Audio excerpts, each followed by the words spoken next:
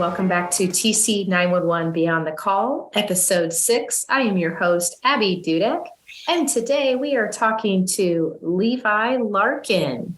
Good afternoon, Levi. How are you doing today? Good. Trying to stay warm. Yeah. Now, this is, everybody's going to figure out this is previously recorded. So we are at the end of our Ice Storm 2023. We are, yeah. It was definitely a little crazy event here in Texas. Weather's always keeps us on our toes, so it's good. And it's Groundhog's Day. It is Groundhog's Day. Yeah, I guess there's only one of them. There's only one groundhog, yeah. But I find that little rat's, predictions do not apply to Texas. He has about a 10% chance of getting it right. Roughly the same as the weatherman. Yes, exactly. Best job ever, right? I know. I wish I had that job. So that'd be great. As the groundhog, not the weatherman. Oh, yeah, that'd be kind of cool. Just hang out once a day, show up once a year, step outside, look around. Could you imagine putting it on a resume or your LinkedIn? Past career, burrowed in hole, groundhog. Came out once a year. It's all shadow. Every now and then. Oh, goodness. Well, again, thanks for being on the podcast, Levi. Yeah, thanks for having me. Yeah, no problem. So, Levi, what is your title here at Tarrant County 911 District? I am the Support Services Manager. That is the current title that I have. And now you've been, that's a pretty recent gig for you, isn't it? It is, yeah. April will be 1 year in that position. I came to TC911 about 3 years ago and started as the, what was my title then? Implementation Specialist. Oh, yeah, that's right. Yeah, I came in as the Implementation Specialist and from there stayed about a year and a half, about 18 months into that, moved into Interoperability Coordinator. Really long titles that I like to have. Do you want to explain to the folks what an interoperability coordinator is, Levi? Yeah, sure. Interoperability took care of, I was in charge of the assistance programs. I was in charge of radio, anything that was interoperability here in Tarrant County. Those were my main functions. Took care of some of the backup sites, things of that sort, worked really closely with our technology team and our network team to make sure those sites were available in the event of any sort of disaster. So a lot of administrative stuff. I also took on fleet management. So I was in charge of Sally there for a little while, kind of like a grandparent, I guess.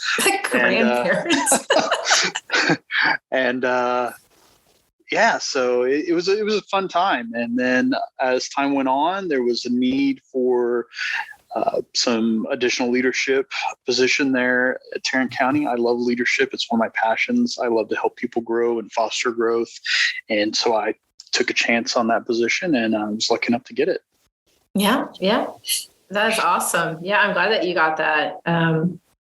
So how long have you've been at the district for how long? March will be 4 years for me. I started my career at the age of 19 back in 2000. So there you go. You guys do a little math and figure out how old I was. Carry the 6. Okay. Carry the 1, 6. I don't know. That new math that they teach in school, I can't do that. But I started when I was 19 back in 2000 at the city of Addison and as a dispatcher. Went through the training program. Actually, my very first communication training officer class I attended was at NCT, and it was taught by Sherry, our current executive director. So that was pretty neat when she started. Yeah. So started there 10 years as a dispatcher, and around 2010, I had an opportunity to promote. So I became the supervisor there at Addison, only supervisor for the department. Spent 6 years as a supervisor for the town of Addison. They did a consolidation to NTEC, North Texas Emergency Communication Center. That was with Carrollton, Farmers Branch, Coppell, and Addison. I went over there as a supervisor. I spent 3 years from 2016 to 2019.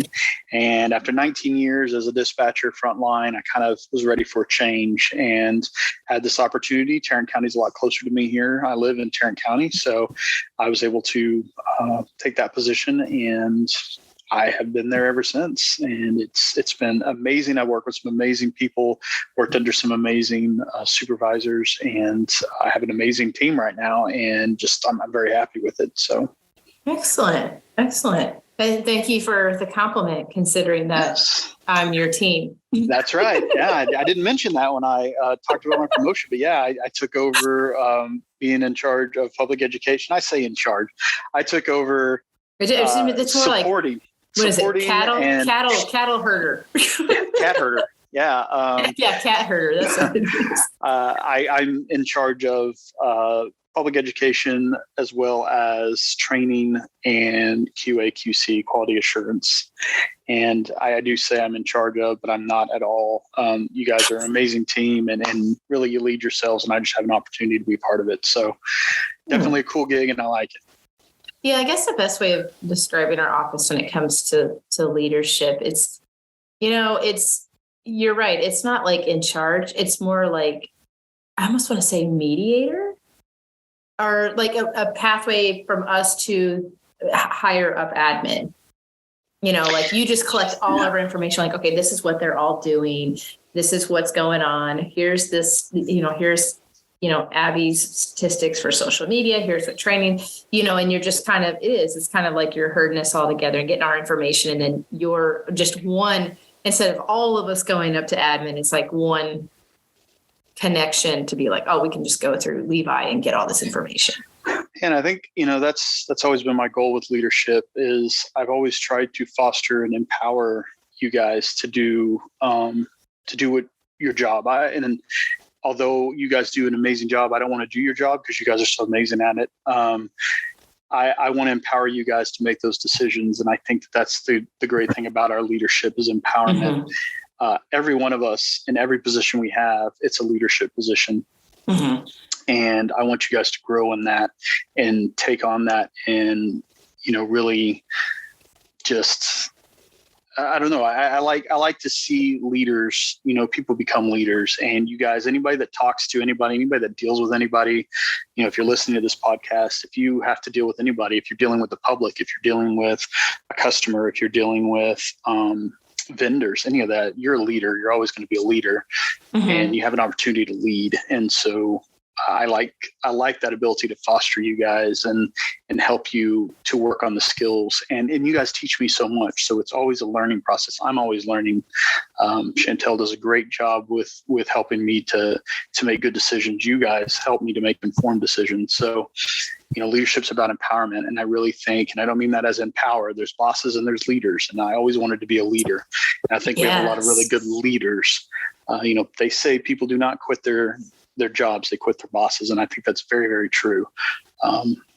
If you're a good leader and you empower your people and you foster them and you take care of them and you help to build that culture, you don't lose people. People stay. They want to stay because they feel valued and they feel important and they feel empowered and trusted to do their job. And so that's always been my view of leadership. And then I do hope that I walk that walk as I'm talking, but it's great. I love leadership, very passionate about it. Yeah. And you do. And that's what I mean by it's like, talking about like, you help facilitate all of us to get, where we need to be, but don't overtake our jobs or step in where, kind of take over or think, well, you should do this, that, you're very graceful at like, oh, what? Okay, you're already doing that. Go rock it. Go do that, but then open enough to be where it's comfortable to come and say, oh, you know what? I can't think of an idea. Can you help me out here? Or something where it's, you build that two-way relationship, because I agree with you. I don't like the word boss. Leader or coach is always the terminology that I go for. So it's great, because that's what I like about our office now is I don't see anybody like a boss. It's like, it's almost a mentor. And that's a good way of putting it. A mentorship is more of what you get out of it, because in our office, I know from my experience, today, it's like, I don't get any feeling of, a higher power of like, I'm your boss and it's like none of that, Right. It's a team atmosphere. Yeah, absolutely. So it's fantastic. But yeah, I 100% agree with that. And that's, definitely, you learn that behavior too, which is great, because then you think of the mentors and the coaches and leaders that you had in the past. And and I think everyone can say this if you agree. I think some, even the ones that maybe weren't the best, you still take something from it. You still learn from it. And Always, then you take from the great mentors that were there and actually taught you, because I've had several people in my life and that really, helped me move on. So that's great. I think you're in a great position and that you're doing great. I don't feel like I don't feel like you're creating a dictatorship or anything. So that's great. I don't feel any pressure. That's good. But anyway, no, that is fantastic. So what are some, let's say, shocking things that came upon you when you started at the district, from coming from a consolidated dispatch center to coming to an administration office, 8 to 5, weekends off? How is your transition? This is a question that I've asked other TC911 staff members who have been headset heroes. How was that transition for you?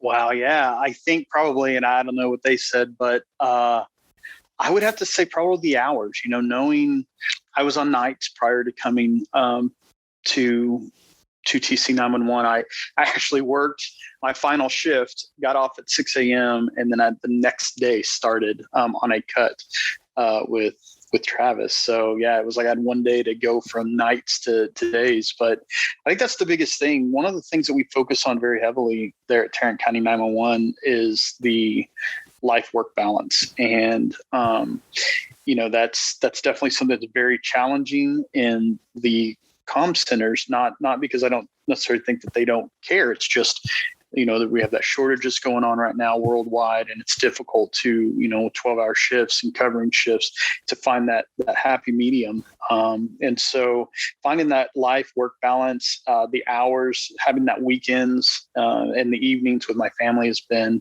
definitely something that was a culture shock for me for 19 years, kind of knowing, this week's a perfect example when, you're in a call center and it's ICEs and all that kind of stuff. You got to go in, that's your thing. You're essential personnel. You have to go and you have to make those, take those calls from the citizens and help people out. And I think that's something that the public doesn't get an opportunity to see very often, is that, when you're at home and your work cancels and, or you have to go out because your work doesn't cancel. There's men and women out there that are having to take every one of those calls. And for every one wreck, there's probably 10 to 15 calls that come in on it. And it's just one after another, so definitely have a lot of respect for those call takers and all the men and women first responders that have to go in during these kinds of situations. But I think just knowing that, hey, there's an ice storm coming in, I don't need to plan to sleep on a cot or take change of clothes or find some sort of accommodation close by or leave 4 hours early for my shift to make sure that I make it there on time. 4 hours early.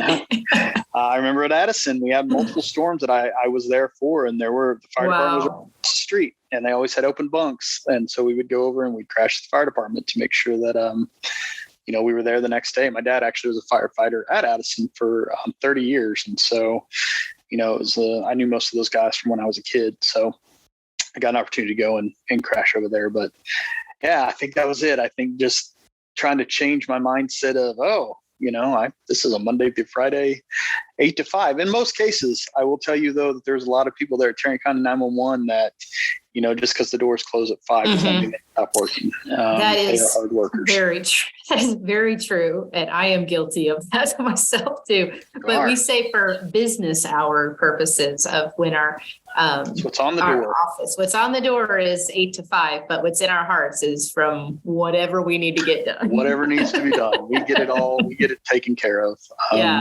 Absolutely. That's awesome. Yeah. And I know that just that different, what about like the daily activities, like your daily activities of being a dispatcher, consist of sitting at a console all day. And sometimes it gets so busy, you may not be able to get up at the time you want to get up to go grab something to eat or to take a moment or something like that. And now here at the district, you're just like, oh, I'm going to go down the street and go get some tacos or something. A lunch break? Yeah. What is that? This food's hot. Yeah, and that's true. You miss, and you don't know that you miss those opportunities to, again, have that moment of, I can go and have a lunch break, or I get to have hot food. As a dispatcher, I'm pretty sure I could eat molten lava. Because if you wanted a hot meal, you ate it when it was hot and when it was there, because you never knew when the next call was going to come in. Even going out to eat, it would be like, I don't talk, I eat, because I want hot food. So, but yeah, having that opportunity to take a break and have that little bit of flexibility if, you need to do a doctor's appointment or something like that. Yeah. And I think that's another one though. Scheduling those doctor's appointments, that was another kind of culture shock, because, usually your days off as a dispatcher, you have a couple of days off during the week. But, in a Monday through Friday, 8 to 5, you work all week. So, making those doctor's appointments on your day off is a bit difficult. So I guess that was another kind of change. I think when you were talking about the food thing, I always think about, now you can comfortably take a bite of food without having, as a dispatcher, I've had to spit out food. Like I was on the radio, I was working police radio, and I took a bite of, I think it was like a Snickers bar or something, back when I could eat that kind of deliciousness. And I bit into the Snickers bar, and the radio just goes nuts. And we all know it's caramel, it's peanuts, it's everything. And I'm like, okay, this isn't, this isn't happening. Because it was just like a nice, satisfying bite. It had been so, and I hate to use the word, but you know what word I'm going to use? It was so quiet. Oh God. So many dispatchers listening in right now that are, I'm going to get some emails or some comments. So don't say that word. Never. But I did the gopher thing, or the hamster thing, where you just kind of shove it in the side of your cheek and just keep going. Like I could talk with a mouthful, and just kind of work through it, and hope you don't choke. I remember just doing it, taking a bite, and then like the radio went nuts, and I just spit it out. Like it was immediate, like. Like I had a napkin, I was sanitary about it. I just didn't do it on the couch. Yeah, next to my neighbor next to me. Hey, stick your hand out. Let me put a second.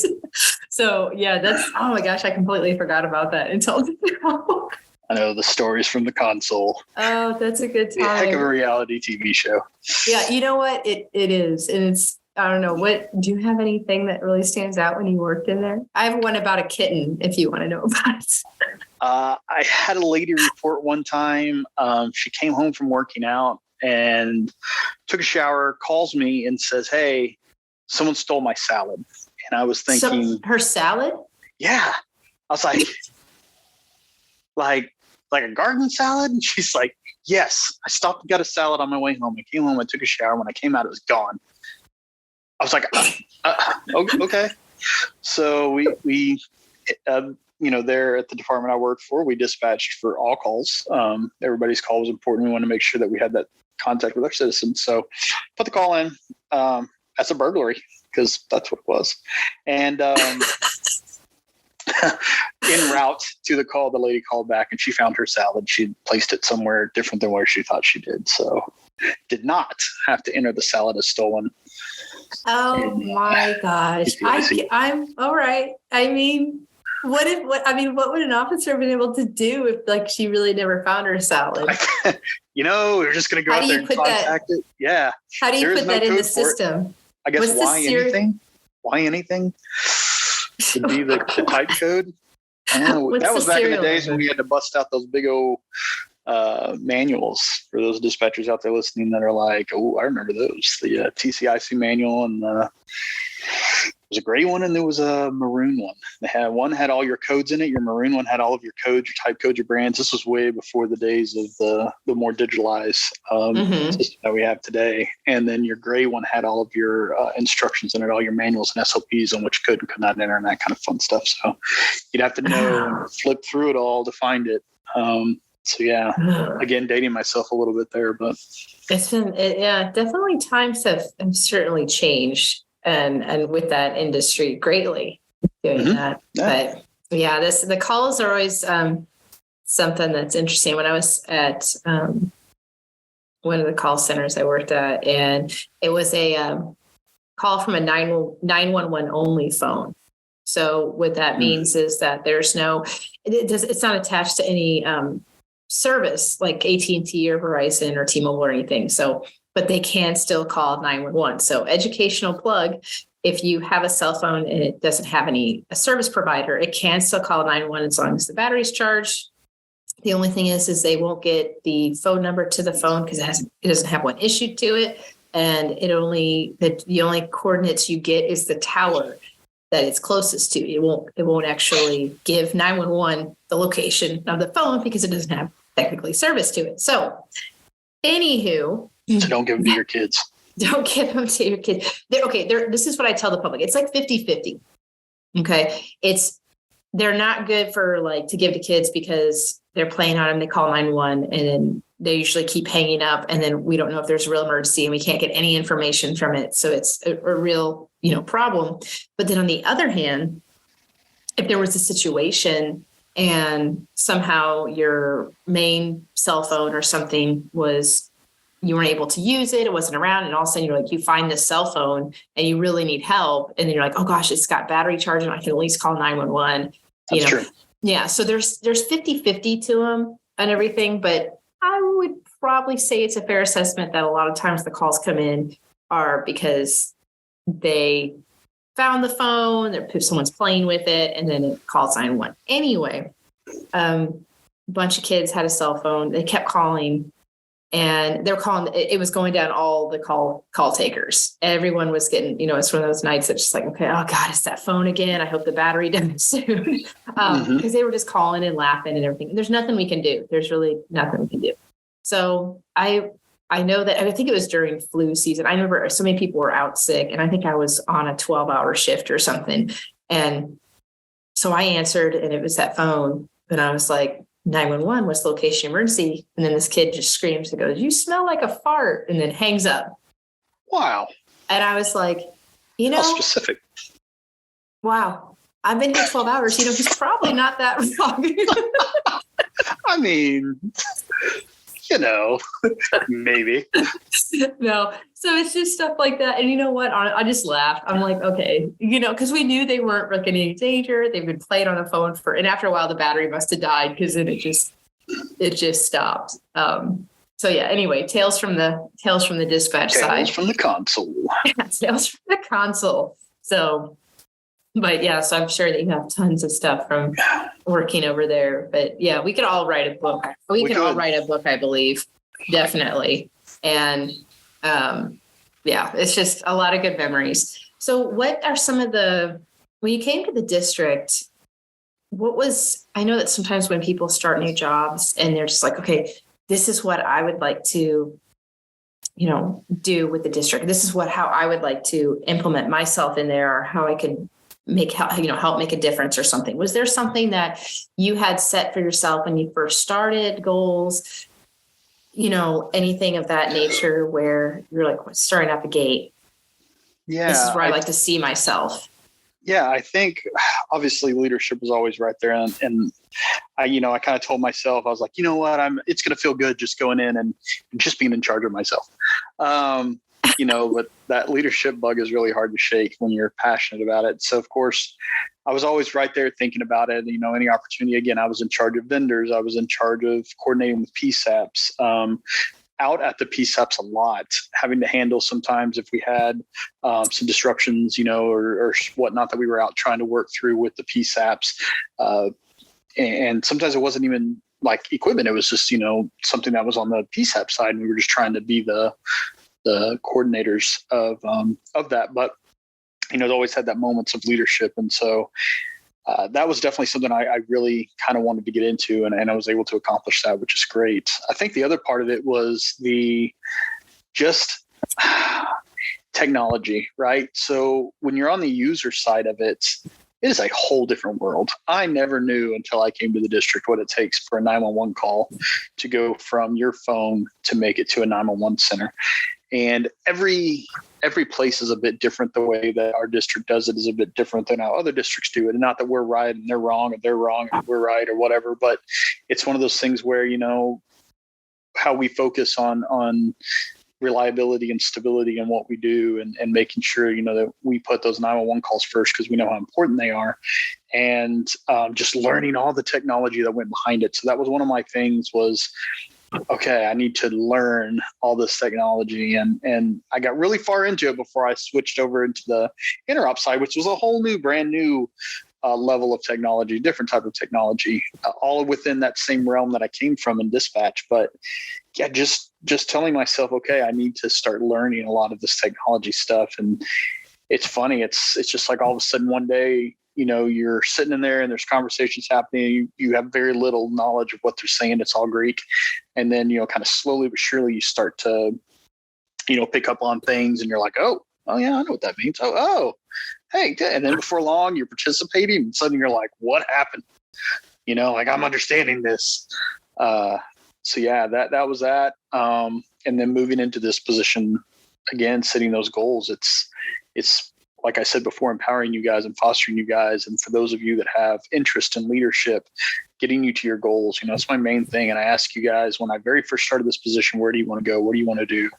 And trying to meet those expectations for you guys, because I think all of you are capable of doing anything you guys want to do. You're a great group of people. So that's my thing, was setting those goals to just, help people reach their goals, I guess, in a way. Mm-hmm. So yeah. Yeah. And it's great too. So everybody listening knows too, Levi has great theater skills because I believe you were a thespian in high school. Is that right? I was. And then for my very first year of college, my one and only year back then, I've since gone back to college and I'm working on my degree. But yes, I went to Texas Wesleyan and I spent a year in the fine arts program. So yeah, I'm a bit of a drama llama. A drama llama. Well, that being said, Levi has been very helpful of helping me do different videos and things in the past 4 years. I can always count on Levi and his kids, who also tend to have mini the same, llamas. Mini drama llamas, carbon copies of their father, because they all did a fantastic job. If everyone had seen the 911 Actually parody of Love Actually, the Christmas holiday movie, kind of one of those things that I just come up with. I'm going to do this, and who's going to help me? Levi, what are you doing? Cactus. Yeah, so it's great, because most people in the office, anytime you see me coming down the hall with a camera or my sets of microphones, people tend to take off, disappear. I'm like, okay. Same thing in the comm centers too. Those poor folks, they see me come in with a camera or something like that, and they're like, oh God. Yeah, run and scatter. It's not because you smell like a fart. No, it's not because I smell like a fart anymore. I have since overpowered that. So I don't want that to stick with. But yeah, it's so helpful too, because it's nice to be able to have that talent in the office, and not saying that anyone else may not be capable of doing it, but they their enthusiasm isn't at the level that yours is at. I appreciate that. Yeah, it's not a problem at all.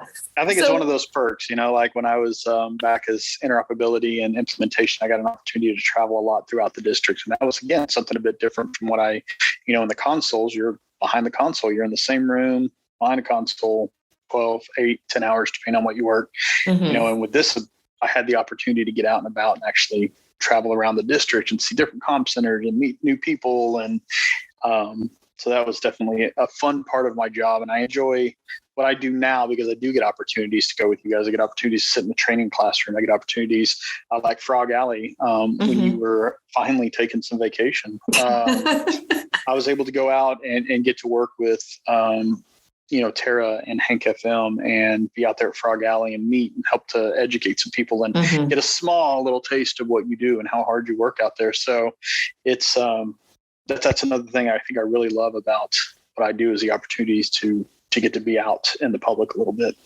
Yeah, it's super fun. It's one of my favorite things to do. And I know nowadays it's all about digital and social media and doing podcasts and all that jazz and stuff. But there's just something to be said about going out and taking that step out in the public and making that effort to see people face to face and have that sort of communication also. And then being involved in knowing your community on their turf, and their, because social media and all that stuff, we're sitting in here, we're doing this interview, or I put up graphics, or I do videos or whatnot, but going out there is great because I like the two-way communication. I like getting their feedback. I like getting questions, and I welcome questions on these podcasts. From episode 1, if you have questions or any sort of comments or want us to talk about something, we will definitely, take you up on that. You can email me at publiced@tc911.org, or you can send us a Facebook message on our on Facebook or Instagram, and or on LinkedIn, or where else can you send messages on? Twitter? Can you send message on the Twitter? Yeah, I think so. I think on you can. Twitter. Yeah. You could write a letter and mail it to us. Our address is on our website. You can. Oh my gosh! Can you send it by owl? Yeah. Why not? Pigeon. Tin can and strings. Smoke signals. What else do we got out there?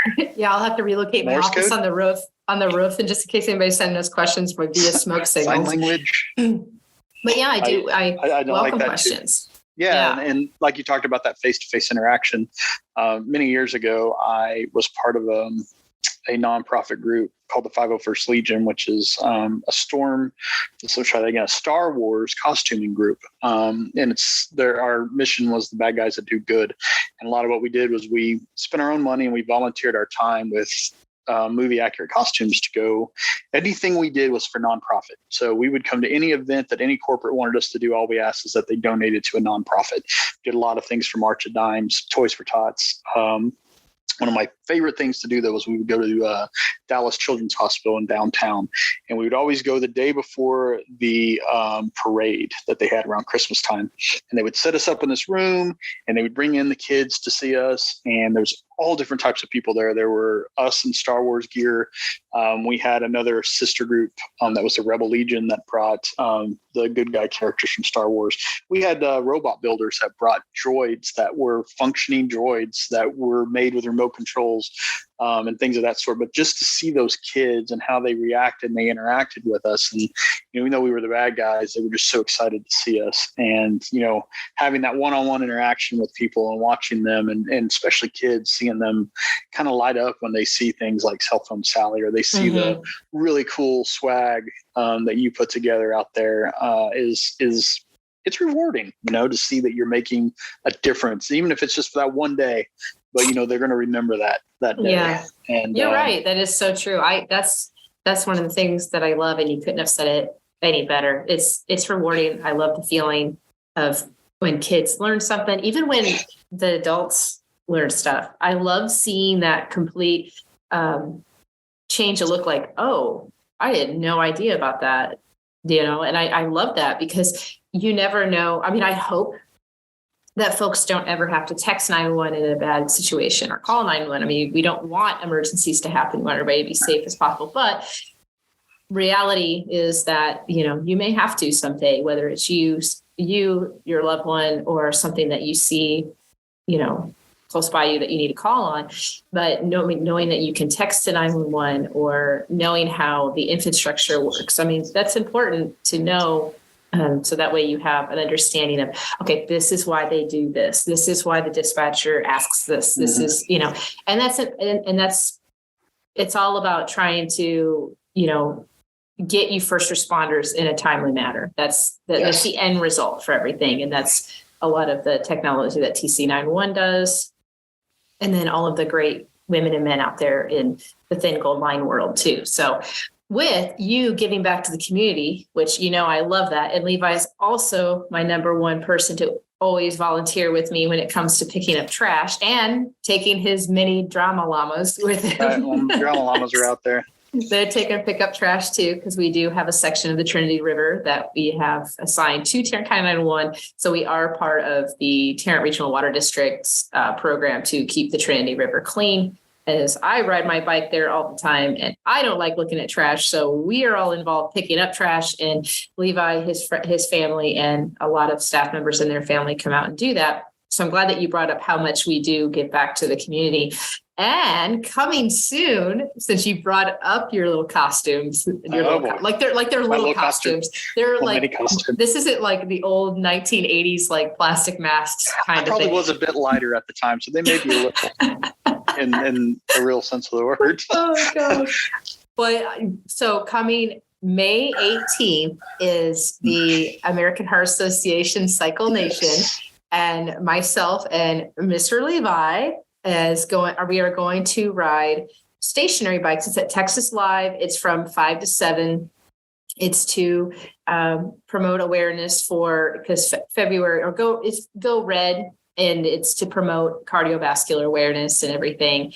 And Tarrant County 911 District is a sponsor because 911 is very, very much a handshake with American Heart Association in the fact of, for stroke, they use FAST, face droopage, arm weakness, speech, slurred speech, and time to call 911. They always put out, hey, when something's happening. That would be important to know when I'm riding a bike, I think. Oh, okay. Oh, my gosh. Let's not have a heart attack or stroke. Yes. That's all we're looking for the signs on Levi. At the Cycle Nation American Heart Association. What a great place to do it, though, right? Yeah. There's a lot of really good experts in the field. That would definitely be a learning moment and maybe a first for them. But let's see what we can do about that. But so Levi and I will be riding these bikes, and I did it last year. Last year was our first year that we were a sponsor. And I stayed on the bike the whole time. Now, Mr. Levi, first off, okay. I'll make it on the bike. We're going to be getting somewhere. Progress. That's progress. You just get on the bike. Parking lot to the bike. You just get on the bike and then you immediately get off and then go down to go to one of the restaurants in Texas Live. Because that's the other hard part, 58 minutes to go. I wonder if they're setting it up like outside Texas Live or inside, because it always smells so good in there because there's several restaurants in Texas Live. And I'm like, if you guys could put some nachos in front of me, I probably could ride like a little faster. Like a horse with a carrot. I'll just pedal my little heart out.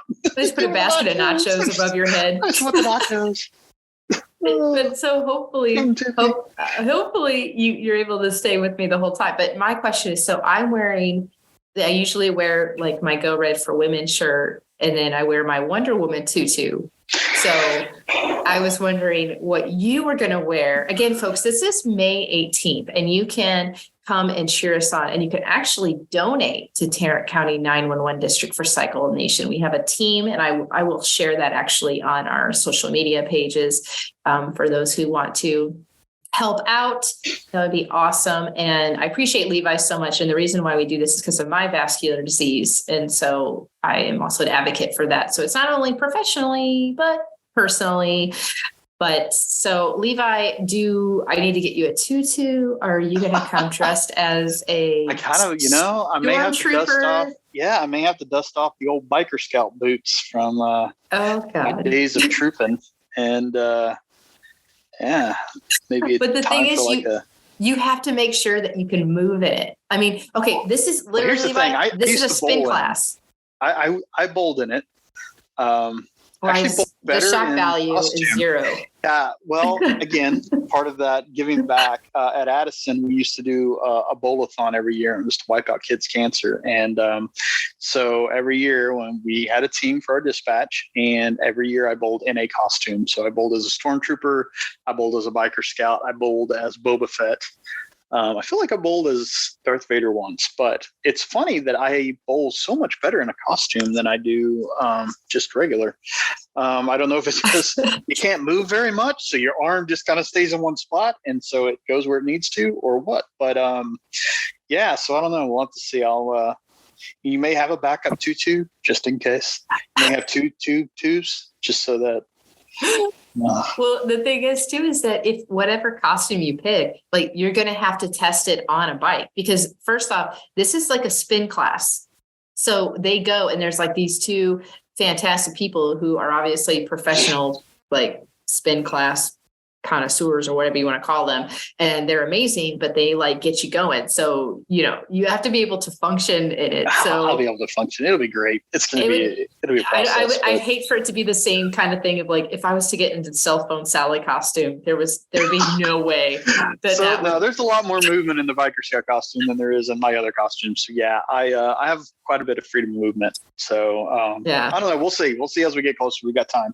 Yeah, we do have lots of time, but I'm glad that you brought that up, because I appreciate you wanting to do that. And I appreciate American Heart Association on having us with another bike so that both of us can ride, because they know I like to ride.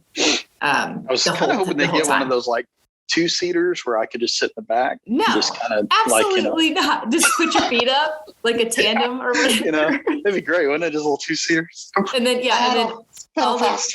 all the pictures are just you just lounging, like sipping on some lemonade, and I'm just sitting nachos. There. You're eating nachos. Feed you a nacho. I have to get you some veggie sticks. Here you go. Yeah, you have to get me some plant-based food there. Plant-based nacho. Plant-based nachos, which they do have those. You have to try them at what is it? The one Blentley's Love Mexican restaurant in Fort Worth, and then Spiral. I know you've mentioned Spiral before. So. Yeah, you wouldn't even know if I went in. Like I said, if I went in there and I said, "Levi, eat this," and I didn't tell you, you would never know that it was plant-based. That's crazy. So it is crazy. Anyway, moving on. But yeah, so that's some of the stuff that we get involved in, and Levi is always game for helping out. Especially we had what we do, food drives. We've collected a lot of stuff for Girls Inc. here in Tarrant County. And we did another food drive, I think, around Christmas time. Yeah, it was Girls Inc. And then we also helped them with other games and whatnot. Games, things like that. Yeah, I remember that. We collected quite a bit of stuff. Feed the Funk. I think, was it called Feed the Funk, where the refrigerators around Fort Worth, you could go and put, they have pantries and refrigerators, and you can just go and put stuff in there. And that helps for people that need to come and grab things that they may need. So a lot of great organizations in Tarrant County that Tarrant County 911 district definitely supports and likes to help out as much as possible. So thank you, Levi, for your part in that, and your kids. So, and they actually, and I do have to give them credit. These kids aren't like, it's not like he makes them go and they're miserable the whole time. Like, they're out there doing their thing. They're picking up stuff. They're having fun with it. Every time we did the video for the 911, actually, they got into it. I was like, this is perfect. Yeah, so they have a really good time. Do it. They do. And I like it because it gives them an opportunity to give back to the community a little bit and teach them that it's important. And so I know when they went to school, they talked about it. And my daughter, of course, talking about her being interviewed by Tarrant Water. So yeah, it gives them an opportunity to give back a little bit and teach them the importance of community service. Yeah, that's really great. So I appreciate all of that. And, what would you like to see happen in the future with Tarrant County 911, even if it's just your position, us as a whole, something specific? You want to see us get a Wendy's Frosty machine? I mean, what are your visions? I don't know. It could be. We could talk to Sherry. Put that in the budget for next year. Just sneak it in, and we'll call it something else. I think ultimately, again, leadership minded, but I'm also very team oriented. And I would just like to watch our team grow. I think all of our departments and all departments within Tarrant County 911, but, public education and training and QA, there's 5 of us, and we have a lot that's going on. And I would like to see us grow and take on some more people. And, we have an intern right now who's an amazing guy that just started with us, and he's a lifesaver. Yeah, I think I want to give people opportunities when they come and intern with us. A little bit of longevity, and so I think in the end, we're focused right now on our next generation 911, which is very important. And I can't wait to see where we at Support Services fall into that. And I think that we're going to have a lot to do with that. We have, with Next Generation 911 coming up, there's going to be education that needs to be done with the public, which falls under you. There's going to be training that's going to need to happen for our dispatchers, which is going to fall under Sophia and Elena. And then we're going to have new reports and new wants from those PSAPs out there and from our board, which will fall under Sonia. So, I'm looking forward to our future because I know that we're moving into a new phase of 911 with all of the changes that have happened recently with 911 telecommunicators now being recognized as first responders and licensed. I mean, that's a huge step for the hard work that these people do out in the field. And so us supporting them very much, we are Support Services, and, us having that opportunity to support our dispatchers, our PSAPs, our public, I think that's what I'm looking forward to. I'm looking forward to our growth in this industry as we become, front runners in a lot of what we do and our collaborations with our other districts. I know that I'm looking forward to just my own personal growth in my position with my team, as well as, the mentorship that Chantel's been giving me and Kevin and Sherry and really all the leadership there at TC911 are a great group of leaders. So yeah, that's what I look forward to. I just look forward to the growth of TC911 and us as individuals. Awesome. Well, thank you again, Levi, and thanks for sharing so much. And thanks for everything that you do at the district and everything you did do as a 911 first responder / headset hero. We appreciate that. And thank you, everyone, for listening today. Join us next time for a brand new episode. We have a new podcast episode every Monday. Until then, have a fabulous week.